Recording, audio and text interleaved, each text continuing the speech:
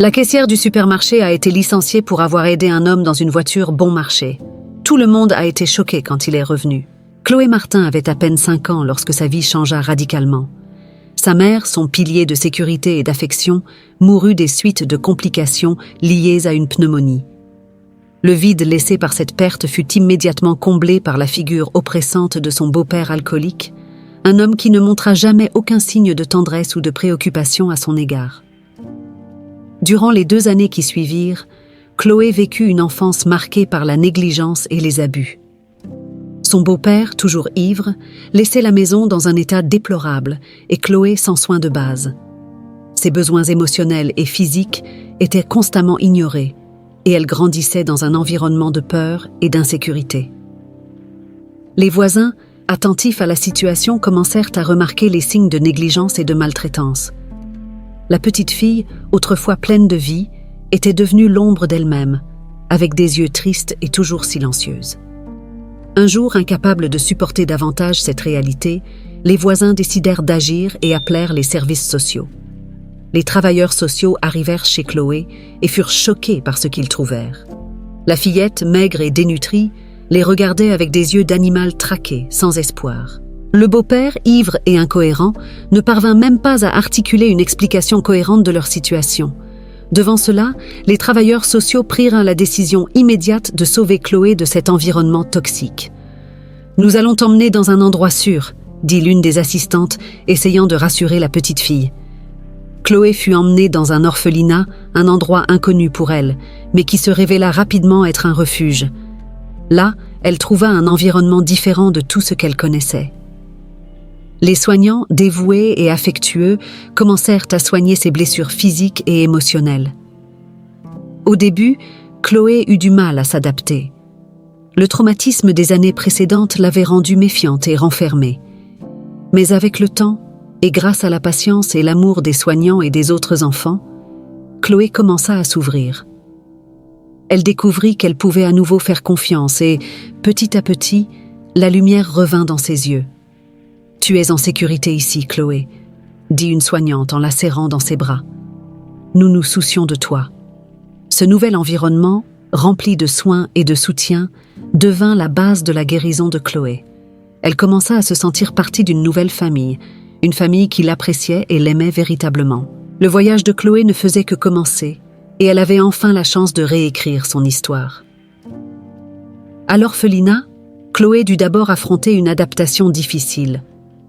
L'environnement était totalement nouveau et inconnu, et elle portait encore les marques profondes des années de négligence et d'abus. Cependant, le dévouement des soignants fut essentiel pour sa récupération. Ils l'accueillirent avec affection, patience et un véritable engagement à l'aider à se sentir en sécurité et aimée. Chloé commença à fréquenter l'école de l'orphelinat, où, petit à petit, elle fit ses premières amitiés. Initialement timide et réservée, elle observait les autres enfants jouer, rire et partager des moments de joie. Avec le temps, certains enfants s'approchèrent d'elle, attirés par sa nature douce et gentille. Ce fut un processus graduel, mais Chloé commença à s'ouvrir et à s'intégrer au groupe. « Salut, tu veux jouer avec nous ?» demanda Anna, l'une des filles les plus extraverties de l'orphelinat. Chloé hésita un moment, mais la sincérité dans l'invitation d'Anna la fit sourire. « Oui, je veux. » Les jours passèrent, et Chloé s'adapta de plus en plus à son nouveau foyer. Elle développa une routine qui incluait étudier, jouer et aider dans les petites tâches de l'orphelinat. Les soignants, toujours attentifs, encourageaient ses progrès et célébraient chaque petite victoire. « Tu fais du bon travail, Chloé. Nous sommes tous très fiers de toi », disait Martine, l'une des soignantes, en voyant Chloé se distinguer dans une activité scolaire. Le sentiment d'appartenance et de sécurité offert par l'orphelinat permit à Chloé de s'épanouir. Les traumatismes du passé commencèrent à se dissiper, laissant place à une jeune fille curieuse et pleine de rêves. Elle découvrit le plaisir d'apprendre, se passionna pour les histoires et développa un amour particulier pour la musique, passant des heures à écouter les mélodies qui résonnaient dans les couloirs de l'orphelinat. Les années passèrent rapidement. Chloé grandit, devenant une jeune fille intelligente et déterminée. Chaque anniversaire célébré à l'orphelinat marquait son évolution et sa résilience. Avec le temps, elle devint une figure aimée de tous, toujours prête à aider les plus jeunes et à partager ses expériences. À ses 18 ans, Chloé se prépara à quitter l'orphelinat. Le départ était doux, amer. Elle était prête à affronter le monde extérieur, mais savait qu'elle ressentirait la nostalgie de l'endroit qui était devenu son véritable foyer. « Nous serons toujours là pour toi, Chloé. Peu importe où tu es, ici sera toujours ta maison, » dit Martine, les larmes aux yeux, le jour de l'adieu. « Je ne vous oublierai jamais. Merci pour tout, » répondit Chloé, émue. Avec un sac à dos et un cœur rempli de gratitude et d'espoir, Chloé fit son premier pas hors des portes de l'orphelinat. Elle était prête à commencer une nouvelle phase de sa vie, emportant avec elle l'amour et le soutien reçus de ceux qui avaient cru en elle et l'avaient aidée à se relever. En quittant l'orphelinat, Chloé ressentit un mélange d'anxiété et d'excitation. À 18 ans, elle était prête à affronter le monde, mais savait que le chemin ne serait pas facile. Dans le cadre du soutien continu du Fonds d'aide aux orphelins, Chloé reçut une petite maison en périphérie de la ville. La maison était modeste, située dans un quartier connu pour sa dangerosité, mais c'était un début. En ouvrant la porte pour la première fois, Chloé observa l'intérieur simple mais accueillant. Les murs nus et les meubles anciens ne la découragèrent pas.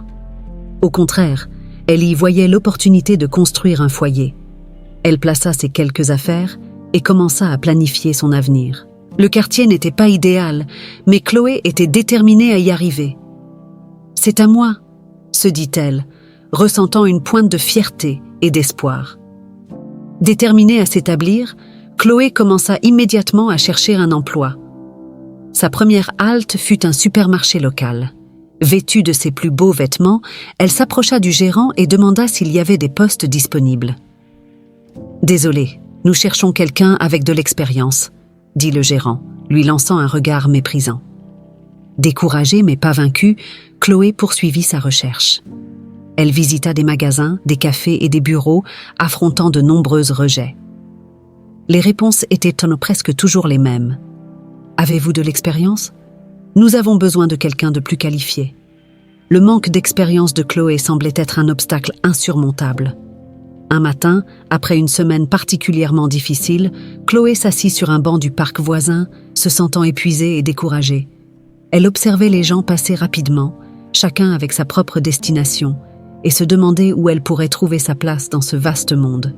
« Je ne peux pas abandonner maintenant », murmura-t-elle à elle-même, essayant de trouver de la force. Avec une détermination renouvelée, Chloé décida de chercher de l'aide au centre communautaire local. Là, elle rencontra Elena, une assistante sociale dévouée à aider les jeunes dans des situations similaires. Elena écouta attentivement l'histoire de Chloé et lui offrit des conseils pratiques, ainsi que quelques références de lieux susceptibles de donner une chance à quelqu'un sans expérience. « Nous allons trouver quelque chose pour toi, Chloé. Ne baisse pas les bras », dit Elena avec un sourire encourageant. Suivant les indications d'Elena, Chloé poursuivit sa recherche avec un nouvel élan. Elle visita une boulangerie, un magasin de vêtements et même un petit bureau de comptabilité, toujours avec un sourire et une détermination renouvelée. Bien que les refus fussent encore fréquents, Chloé sentait qu'elle se rapprochait de plus en plus d'une opportunité. Après de nombreuses tentatives infructueuses, Chloé reçut enfin une chance. Alfred Picard, propriétaire d'un marché au bord de la route, avait besoin d'une nouvelle caissière. La nouvelle apporta un soulagement immédiat et Chloé accepta le travail avec gratitude, ignorant les véritables intentions d'Alfred. Le premier jour, Chloé arriva tôt, impatiente de prouver sa valeur. Le marché était modeste, avec des étagères remplies de produits variés et une petite zone pour les clients. Alfred, un homme d'âge moyen avec un sourire qui ne parvenait pas à ses yeux, l'accueillit à la porte. « Bienvenue, Chloé. J'espère que tu te plairas à travailler ici, » dit-il en lui serrant la main. « Merci, monsieur Picard. »« Je promets de faire de mon mieux, » répondit Chloé, essayant de dissimuler son nervosité. Alfred lui montra les bases du travail, expliquant le fonctionnement de la caisse enregistreuse et les routines quotidiennes. Pendant qu'il parlait, ses regards prolongés et ses commentaires subtils passèrent inaperçus pour Chloé, qui était concentrée sur l'apprentissage. Peu de temps après, Chloé fit la connaissance de Marie, une autre employée du marché. Marie était une femme d'une trentaine d'années, avec une expression sérieuse et des yeux qui semblaient constamment l'évaluer. Dès le début, Marie traita Chloé avec froideur, répondant à ses questions par des monosyllabes et maintenant une distance notable. « Salut, je suis Chloé. Enchantée de faire ta connaissance, » dit Chloé en essayant de briser la glace. « Marie, » répondit la femme sans lever les yeux de sa liste d'inventaire. Les premiers jours furent difficiles. Chloé s'efforçait de maîtriser les tâches et de s'adapter à l'environnement. Alfred l'observait souvent de près, offrant son aide d'une manière que Chloé interprétait comme une préoccupation pour ses progrès. « Si tu as besoin de quelque chose, n'hésite pas à m'appeler, Chloé, » disait Alfred avec un sourire que Chloé interprétait comme encourageant. Cependant, la présence constante d'Alfred commença à la déranger. Ses commentaires, initialement innocents, devinrent plus envahissants. Il complimentait son apparence de manière inappropriée et trouvait des excuses pour se rapprocher trop près. « Tu fais un excellent travail, Chloé. C'est agréable d'avoir quelqu'un d'aussi joli et efficace ici, » disait-il en posant la main sur son épaule. Chloé, se sentant mal à l'aise, s'éloignait poliment. « Merci, monsieur Picard. Je vais continuer à faire de mon mieux. » Au fil des semaines, Chloé se familiarisa avec les routines du marché. Elle observait tout avec attention, apprenant non seulement les tâches pratiques, mais aussi les comportements des personnes autour d'elle. C'est ainsi qu'elle commença à remarquer quelque chose de suspect dans les activités de Marie. Marie disparaissait fréquemment pendant de courtes périodes durant son service et, à son retour, semblait nerveuse et pressée. Chloé remarqua que, à certaines occasions, certains produits semblaient manquer des étagères sans explication. Intriguée, Chloé décida de prêter plus d'attention. Un soir, alors qu'elle se préparait à fermer le marché, Chloé entendit un bruit venant de l'entrepôt. En s'approchant silencieusement, elle vit Marie cacher des cartons de produits derrière une pile de provisions. Chloé recula avant que Marie ne la voie, mais l'image resta gravée dans son esprit. Le lendemain, Chloé confronta Marie de manière prudente. « Marie, hier soir je t'ai vue dans l'entrepôt. Que faisais-tu avec ces cartons ?» Marie la regarda avec froideur, mais il y avait une lueur de défi dans ses yeux. « Ça ne te regarde pas, Chloé. Tu ferais mieux de t'occuper de ton travail et de ne pas te mêler de ce qui ne te concerne pas. » Chloé ressentit un frisson dans le dos, mais savait qu'elle ne pouvait pas rester silencieuse. « Je ne peux pas ignorer cela. Si quelque chose ne va pas, je dois le savoir. » Marie fit un pas en avant, la voix basse et menaçante. « Écoute bien, petite nouvelle. Si tu sais ce qui est bon pour toi, tu feras comme si tu n'avais rien vu. Compris ?» Chloé resta silencieuse, mais sa décision était prise. Elle ne participerait à rien d'illégal, quelle que soit la pression. Elle savait qu'elle devait être prudente et réfléchir à la manière de gérer la situation. Pendant ce temps, les avances d'Alfred devenaient de plus en plus fréquentes et évidentes. Il trouvait des moyens de rester près de Chloé, la touchant de manière inappropriée et faisant des commentaires qui la mettaient mal à l'aise. « Tu es vraiment belle aujourd'hui, Chloé. J'aime beaucoup te voir travailler ici, » dit-il un jour en s'approchant trop près, alors qu'elle organisait les produits. Chloé recula, essayant de rester calme. « Merci, monsieur Picard, mais je préfère garder les choses professionnelles. » Alfred sourit, mais ses yeux montraient du mépris. « Allons, Chloé, je suis juste gentil.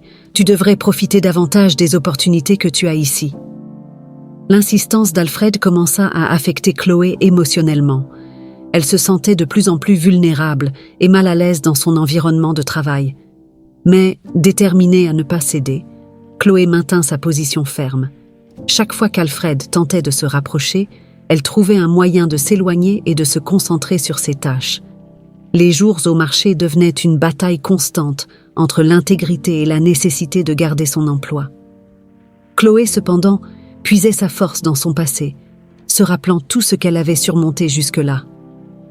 Chaque nuit, elle rentrait chez elle et trouvait du réconfort auprès de Max, son petit chien, qui l'accueillait toujours avec joie et amour inconditionnel. Au milieu de tant de défis, Chloé savait qu'elle devait être forte et stratégique.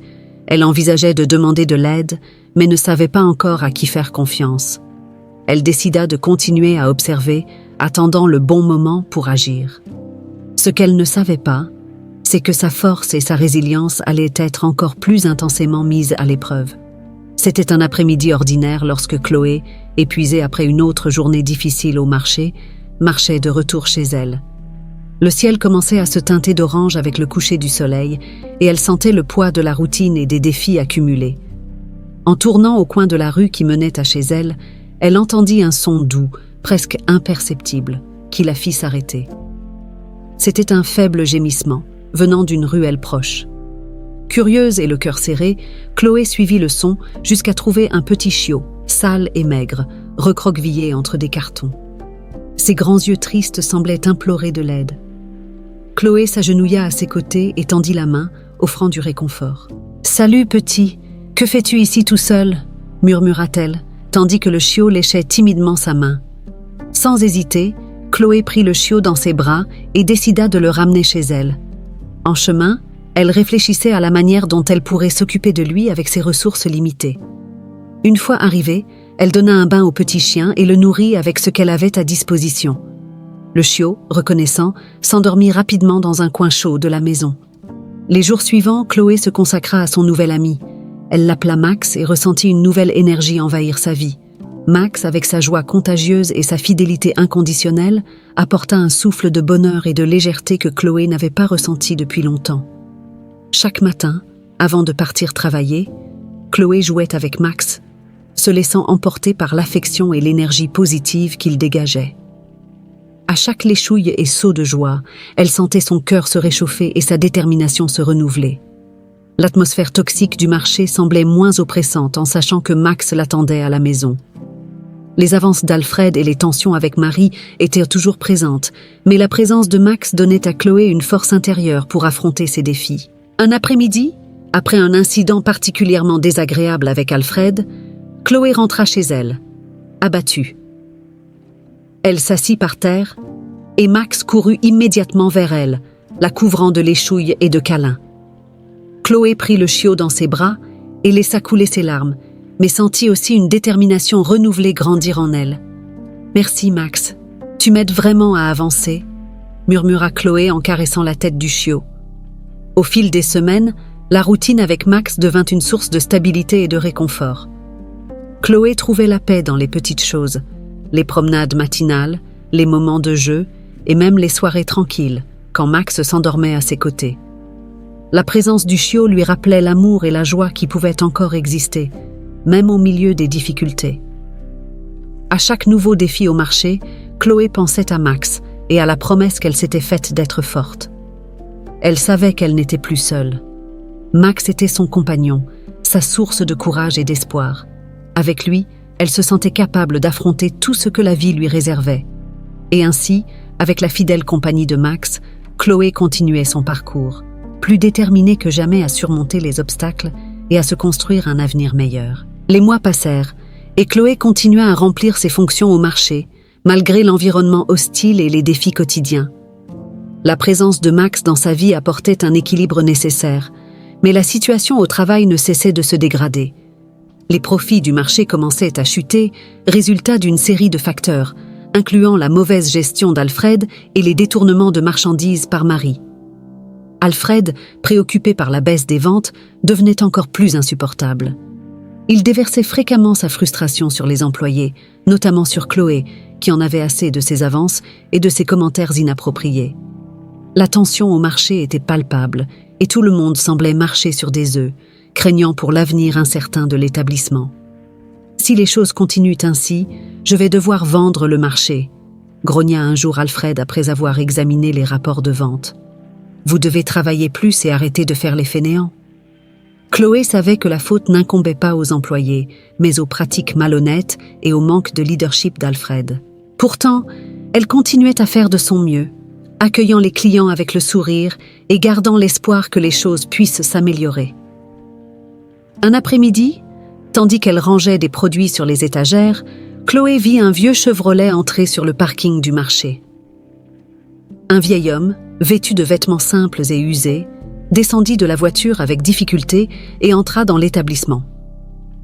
Il regardait autour de lui avec un mélange de besoin et de honte, essayant de décider quoi acheter avec le peu d'argent qu'il avait. En s'approchant de la caisse, où Chloé travaillait, l'homme hésita, gêné. « Mademoiselle, Pourriez-vous m'aider? J'ai oublié mon portefeuille chez moi et j'ai besoin de quelque chose. Je vous promets de revenir payer. » Chloé vit la sincérité dans les yeux de l'homme et ressentit une vague de compassion. Il lui rappelait son propre grand-père, une figure de bonté et de sagesse dans ses souvenirs. Sans hésiter, Chloé décida de l'aider. « Bien sûr, monsieur. Je vais mettre vos achats sur mon compte et vous pourrez me rembourser quand vous pourrez, » dit-elle avec un sourire encourageant. La nouvelle de la générosité de Chloé envers le vieil homme se répandit rapidement dans le marché, grâce à Marie, qui ne tarda pas à en informer Alfred. Alfred, déjà exaspéré par la situation financière du marché, y vit une opportunité de déverser sa frustration et de réaffirmer son autorité. Sa décision fut rapide et implacable. Chloé devait être licenciée. Le lendemain matin, en arrivant au marché, Chloé remarqua le regard furieux d'Alfred. Il s'approcha d'elle d'un pas lourd, l'expression sévère. « Chloé, je dois te parler tout de suite », dit-il sans cacher son irritation. Chloé sentit son cœur s'accélérer, pressentant que quelque chose de grave allait se produire. Elle suivit Alfred jusqu'au bureau, où il ferma la porte derrière eux avec fracas. « Chloé, ce que tu as fait hier est complètement inacceptable. Nous ne pouvons pas donner des marchandises gratuitement, et tu n'as pas le droit de prendre cette décision seule. Ça ne me laisse pas le choix. Tu es viré, » affirma Alfred en croisant les bras. « Mais, monsieur Picard, je voulais juste aider un monsieur dans le besoin.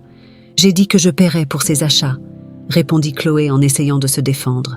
« Peu importe, j'ai pris ma décision. Prends tes affaires et pars, » conclut Alfred en se tournant vers la porte. Les larmes aux yeux et la gorge nouée, Chloé retourna dans la salle principale, prit ses quelques affaires et se dirigea vers la sortie. Chaque pas semblait plus lourd que le précédent, et le sentiment d'injustice l'accompagnait comme une ombre. Tandis qu'elle quittait le marché, un Chevrolet familier entra sur le parking. Cette fois, cependant, un jeune homme bien habillé était au volant. Il arrêta la voiture et aida rapidement le vieil homme à descendre.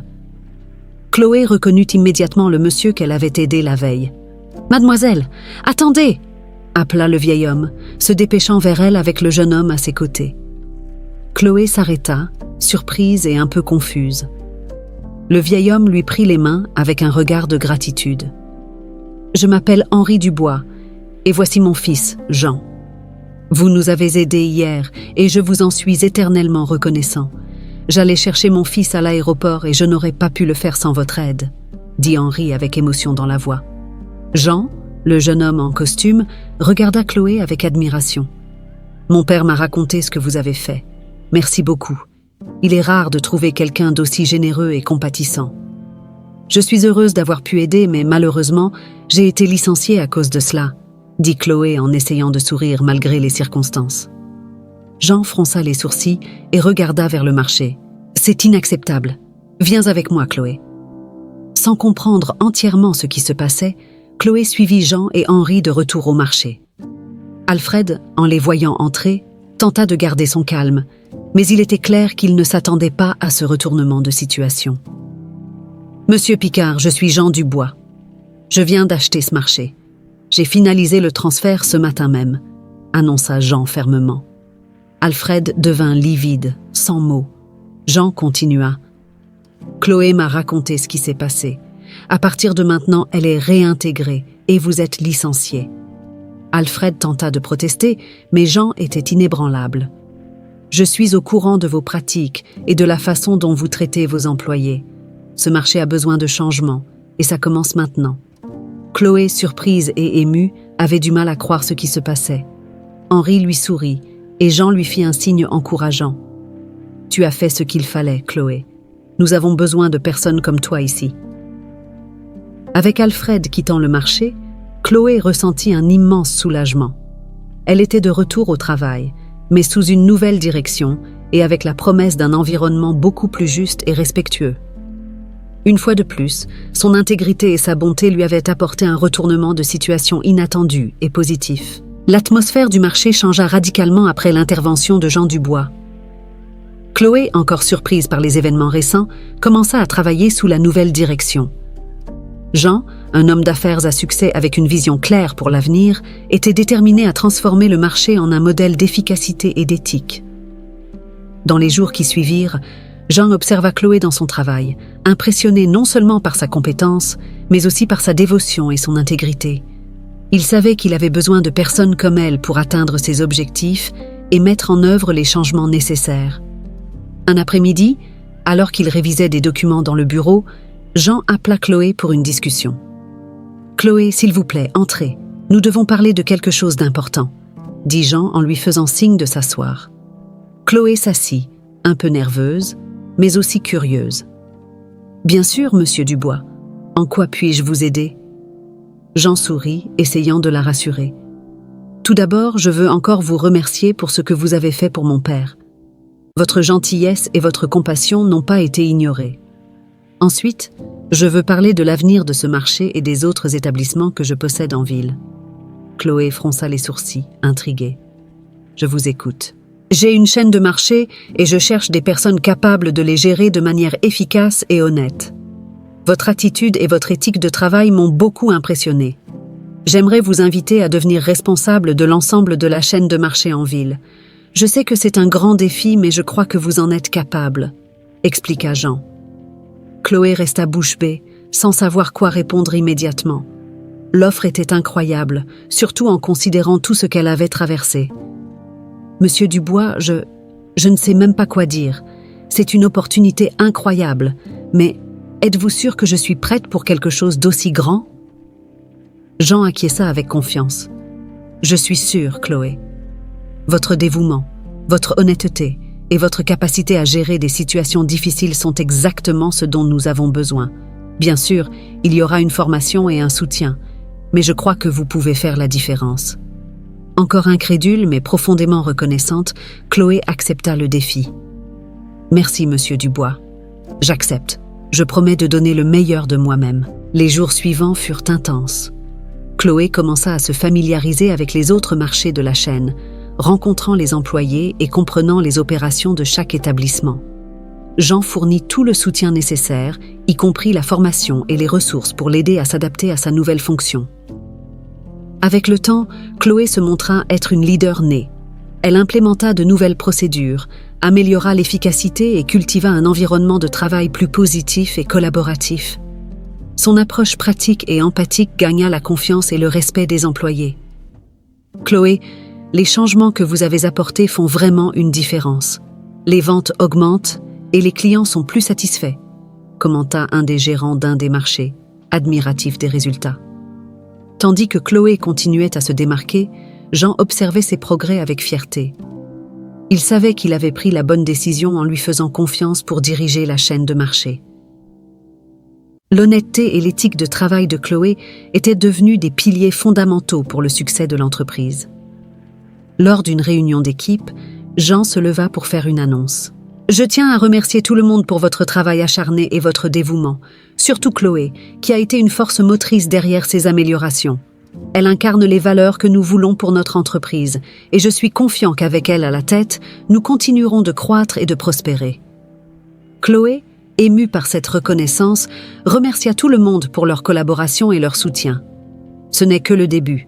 Nous avons encore beaucoup à faire, mais je sais que, ensemble, nous pouvons accomplir de grandes choses. » Le parcours de Chloé, qui avait commencé avec tant de difficultés, avait pris une tournure inattendue et positive. Son intégrité et son dévouement lui avaient non seulement offert une nouvelle opportunité, mais avaient aussi transformé la vie de nombreuses personnes autour d'elle. Et ainsi, elle continua à diriger avec le cœur, toujours guidée par les valeurs qui avaient fait d'elle ce qu'elle était. La relation entre Chloé et Henri Dubois évolua rapidement après les événements qui avaient conduit à son licenciement, puis à sa réintégration. Henri, profondément reconnaissant envers Chloé pour l'aide apportée en un moment de besoin, commença à la voir comme plus qu'une simple employée. Il la traitait comme une fille, offrant conseils et soutien dès que possible.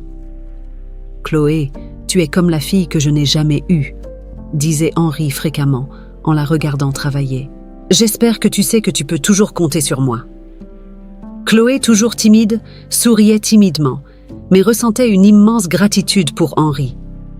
La présence paternelle qu'il représentait était quelque chose qu'elle n'avait jamais eu, et la sécurité et l'affection qu'il lui offrait étaient un réconfort constant. Pendant ce temps, Jean, observant la relation entre son père et Chloé, commença lui aussi à développer des sentiments plus profonds pour elle. Il admirait son éthique de travail, son intégrité et par-dessus tout, son cœur généreux. Jean trouvait souvent des excuses pour passer plus de temps avec Chloé, discutant des stratégies pour la chaîne de marché ou simplement parlant de la vie. « Chloé, tu fais un travail incroyable », dit Jean un jour lors d'une réunion. « Je ne sais pas ce que nous ferions sans toi. » Chloé rougit et détourna le regard, mais la lumière dans ses yeux était évidente. « Merci Jean, je fais juste de mon mieux. » Henri, toujours attentif, ne put s'empêcher de remarquer la chimie entre les deux. Il rêvait qu'ils puissent former un couple, croyant qu'ils seraient parfaits l'un pour l'autre. Plusieurs fois, il insinua l'idée, bien que subtilement. « Tu sais, Jean, Chloé est une jeune femme exceptionnelle. Vous feriez un beau couple, » commentait Henri, lançant un regard significatif à son fils. Jean riait, mais ne niait pas la possibilité. « On verra, papa. Le temps nous le dira. » Alors que ses sentiments se développaient, Marie, qui avait depuis longtemps perçu les changements au marché, commença à reconsidérer ses propres actions. Voyant l'honnêteté et le dévouement de Chloé être récompensés et reconnaissant la nouvelle direction de Jean, elle décida d'abandonner ses activités illicites. Un jour, Marie s'approcha de Chloé au marché, son expression plus douce que jamais. « Chloé, j'ai besoin de te parler. » Chloé la regarda, surprise. « Bien sûr, Marie. Que se passe-t-il » Marie soupira, semblant honteuse. « Je n'ai pas été juste avec toi. J'ai fait des choses qui ne sont pas correctes et je me suis impliquée dans des activités malhonnêtes. Mais en te voyant et voyant comment tu as changé cet endroit, j'ai décidé que je voulais être différente.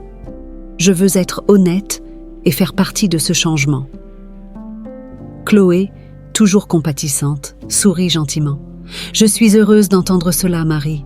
Tout le monde mérite une seconde chance. Travaillons ensemble pour améliorer encore plus le marché. » La décision de Marie de changer apporta une nouvelle dynamique au marché. Avec son aide, Chloé réussit à mettre en œuvre plus d'améliorations et à renforcer les valeurs d'honnêteté et d'intégrité au sein de l'équipe. Les mois passèrent et le marché prospéra sous la nouvelle direction. Chloé devint une figure centrale, non seulement au marché, mais dans la communauté, travaillant toujours avec un sourire et un mot gentil pour tous. Jean et Chloé continuèrent de passer plus de temps ensemble, l'admiration mutuelle grandissant chaque jour. Henri, voyant la lueur dans les yeux des deux, ne pouvait contenir sa joie. Sous la direction de Chloé, la chaîne de marché commença à prospérer d'une manière que personne n'aurait pu prévoir. Sa dévotion et sa vision apportèrent une série de changements positifs qui impactèrent tous les aspects de l'entreprise. Chloé mit en place de nouvelles procédures opérationnelles, améliorant l'efficacité et réduisant les coûts. Elle introduisit également des programmes de formation pour les employés, veillant à ce que chacun soit bien préparé et motivé. L'une des premières mesures de Chloé fut de réorganiser le système de stock. En identifiant les points faibles et les gaspillages, elle réussit à optimiser le flux de marchandises, garantissant que les produits soient toujours disponibles pour les clients. Cette amélioration ne passa pas inaperçue des clients, qui commencèrent à louer la nouvelle organisation et la variété de produits disponibles. « Chloé, depuis que vous avez pris la relève, le marché n'a jamais été aussi bien approvisionné », commenta un client régulier. « C'est un plaisir de faire ses courses ici maintenant. » De plus, Chloé se concentra sur l'amélioration du service client. Elle croyait fermement qu'une bonne relation avec les clients était essentielle au succès. Elle organisa des ateliers de service client pour les employés, soulignant l'importance d'être attentif et serviable.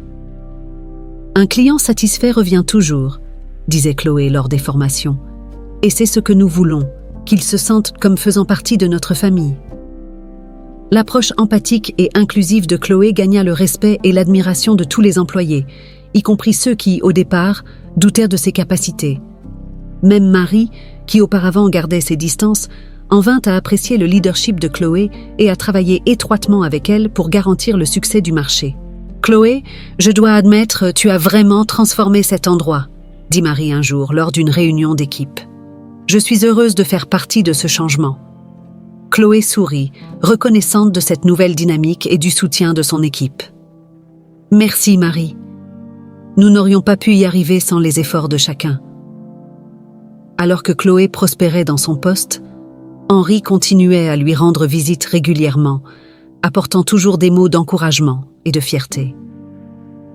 Il la traitait de plus en plus comme une fille, offrant des conseils non seulement sur les affaires, mais aussi sur la vie. « Chloé, tu es la meilleure chose qui soit arrivée à cette chaîne de marché », disait Henri lors d'une de ses visites. « Je suis très fier de toi et de ce que tu accomplis. » Chloé, touchée par les mots d'Henri, se sentait de plus en plus membre de la famille Dubois. L'affection et le soutien d'Henri et Jean étaient constants, et elle savait qu'elle pouvait toujours compter sur eux. Les résultats des changements apportés par Chloé ne tardèrent pas à apparaître. Les ventes augmentèrent, les clients étaient plus satisfaits et la réputation des marchés s'améliora considérablement. Jean, observant les résultats, se sentait de plus en plus confiant d'avoir pris la bonne décision en mettant Chloé aux commandes. « Chloé, les chiffres parlent d'eux-mêmes. Tu as transformé cette chaîne, » dit Jean lors d'une réunion d'évaluation des performances. « Nous sommes tous très fiers de toi. » La reconnaissance vint aussi de l'extérieur. La communauté locale commença à noter la différence, et les marchés sous la gestion de Chloé devinrent des exemples de bonnes pratiques commerciales. Les petits commerçants locaux cherchèrent des conseils auprès de Chloé, admirant sa capacité à diriger avec intégrité et efficacité. Un matin, Chloé reçut une lettre de la chambre de commerce locale, l'invitant à un événement de remise de prix.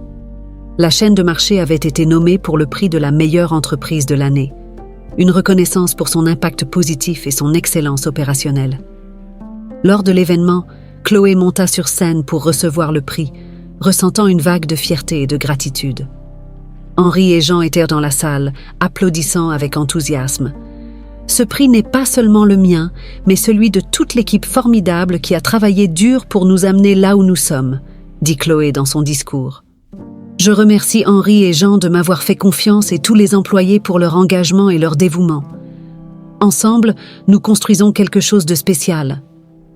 Avec le prix en main et le soutien d'une équipe dévouée, Chloé savait que ce n'était que le début. L'avenir promettait encore plus de défis et de réussites, et elle était prête à les affronter avec la même passion et la même intégrité qui l'avaient menée si loin. Alors que les applaudissements résonnaient dans la salle, Chloé regarda vers Henri et Jean, se sentant véritablement partie de quelque chose de plus grand. Le parcours qui avait commencé avec tant de difficultés la menait maintenant à un nouveau chapitre de succès et de reconnaissance, prouvant que la dévotion et l'honnêteté finissent d'un toujours par triompher. Au fil du temps, Chloé et Jean en vinrent à travailler de plus en plus étroitement.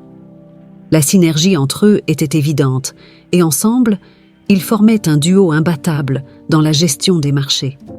Chaque réunion, chaque discussion sur les stratégies les rapprochait non seulement professionnellement, mais aussi personnellement. Jean commença à réaliser que ses sentiments pour Chloé allaient au-delà de l'admiration professionnelle. Il ressentait une connexion profonde, quelque chose qu'il n'avait jamais ressenti auparavant. Chloé, quant à elle, ressentait aussi quelque chose de spécial pour Jean. Sa présence était réconfortante et encourageante, et elle appréciait chaque moment passé ensemble, même dans les tâches les plus triviales. Il y avait une joie silencieuse dans les petits gestes, un regard complice, un sourire échangé, un mot d'encouragement. La complicité entre eux grandissait, et les sentiments s'intensifiaient chaque jour. Un soir, après une longue journée de travail, Jean invita Chloé à dîner. « Allons dîner dehors ce soir ? Nous avons besoin d'une pause, et je pense que nous méritons de célébrer toutes nos réussites, » dit-il avec un sourire. Chloé accepta, sentant un frisson dans le ventre, mais aussi une grande anticipation. Pendant le dîner, la conversation coula naturellement. Ils parlèrent des défis surmontés, des plans futurs pour la chaîne de marché et, inévitablement, de leur vie personnelle.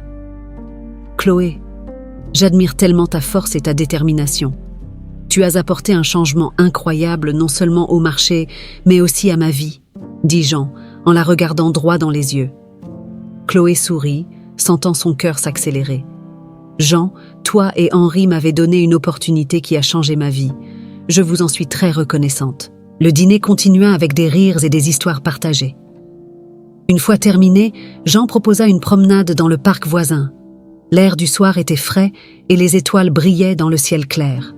En marchant côte à côte, Jean s'arrêta et prit la main de Chloé. « Chloé, je dois te dire quelque chose, » commença-t-il avec une voix douce mais ferme. « Depuis que tu es entrée dans nos vies, tout a changé pour le mieux. J'ai réalisé que mes sentiments pour toi sont plus profonds que je ne l'imaginais. Chloé, tu comptes beaucoup pour moi, et j'aimerais savoir si nous pouvons être plus que des collègues et des amis. Chloé ressentit une vague d'émotion et de bonheur.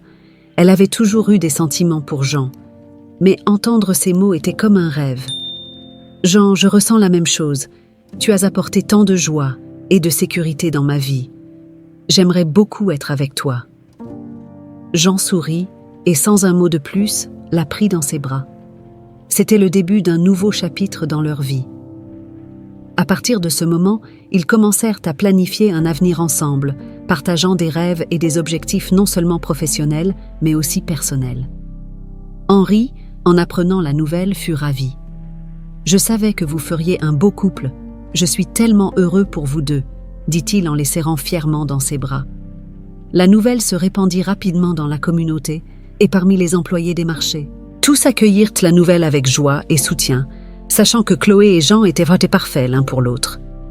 Ensemble, ils non seulement dirigeaient une chaîne de marchés prospères, mais représentaient aussi un exemple d'amour et de partenariat. Chloé avait enfin trouvé le bonheur et l'amour qu'elle avait tant cherché dans sa vie. Avec Jean à ses côtés, elle sentait qu'elle pouvait relever tous les défis. Ils commencèrent à planifier leur avenir ensemble, envisageant d'étendre encore plus les affaires et éventuellement de fonder une famille. Le parcours de Chloé, marqué par tant de difficultés et de dépassements, se transformait maintenant en une histoire d'amour et de succès. Avec l'approbation d'Henri et le soutien inconditionnel de la communauté, Chloé et Jean étaient prêts pour un avenir radieux, où la dévotion, l'amour et l'intégrité seraient toujours les piliers de leur vie. Ainsi, Chloé, qui un jour était une jeune femme effrayée et sans espoir, se retrouvait maintenant entourée d'amour, de respect et d'un avenir prometteur. Elle savait que, quels que soient les défis à venir, elle aurait toujours à ses côtés des personnes qui l'aimaient et la soutenaient. Le nouvel amour qu'elle avait trouvé en Jean était la preuve que, avec détermination et un cœur pur, il est possible de trouver le véritable bonheur.